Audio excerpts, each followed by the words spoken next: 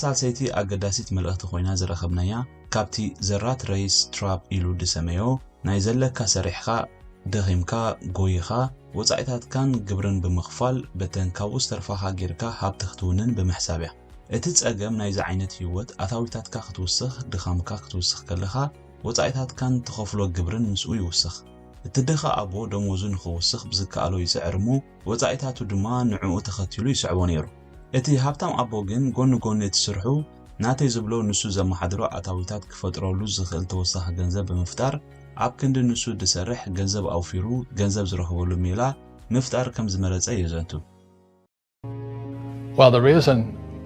the rich don't work for money is number one expense is tax. See, there's three kinds of income: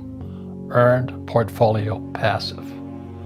So earned income is if I get a job, that's earned income.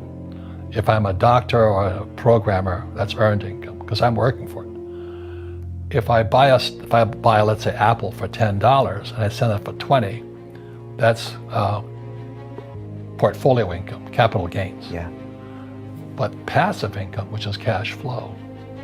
is never taxed. So it's not,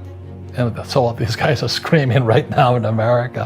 tax the rich. I said, good luck. እታ ራብዒት ኣገዳሲት መልእኽቲ ኮይና ዘመረጽናያ ድማ ኣብ ክንዲ ኣብ ትሕቲ ገንዘብ ትሰርሕ ገንዘብ ኣብ ክንድኻ ኮይኑ ክሰርሓልካ ግብር እያ ትብል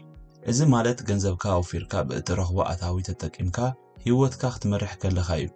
ብዘይካቲ እትሃልኮ ዝነበርካ ናይ ጉልበት ሃለኽለኽ ኣብ ምዕቃብ ግዜ እውን ኣዝዩ ከም ዝሕግዘካን ግዜኻ ኣብ ዘለኻይ ነገር ከተወፍሮ ይገብረካ እዚ መርገጽ እዚ ብሃብታም ኣቦ ዝትግበር ክኸውን እንከሎ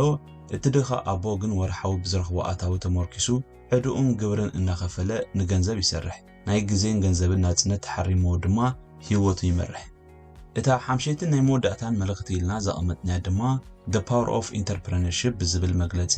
ናይ ውልቀኻ ትካል ወይ ዝኾነ ቢዝነስ ምጅማር ገለ ካብቲ ጉዕዞ ሃብቲ ምዃኑ ሮበርት ኪዮሳኪ ኣብ መጽሓፉ ይገልጽ